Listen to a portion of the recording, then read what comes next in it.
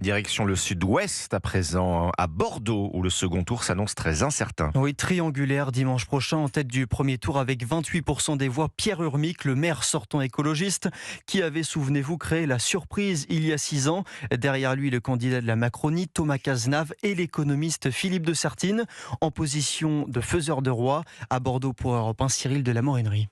23h hier soir à la mairie de Bordeaux, Pierre Urmic fait une brève apparition à l'hôtel de ville. Avec un peu moins de 28% des suffrages, l'écologiste devance de peu le député Renaissance Thomas Cazenave, crédité de 25% des voix, et aperçoit Philippe de Sertine dans son rétroviseur.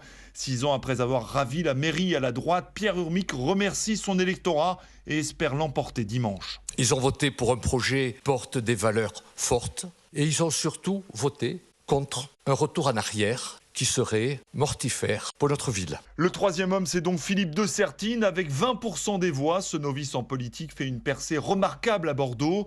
Le docteur en gestion de 62 ans pourrait bien être le juge de paix de cette élection.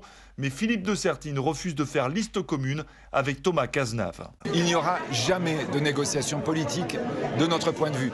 Nous voulons précisément proposer une alternative à ce système politique qui ne connaît que des négociations, que des alliances ou parfois des reniements, mais plus de projet. Une division de la droite qui pourrait profiter au maire Pierre Urmic. Bordeaux, Cyril de la Morinerie, Europe 1.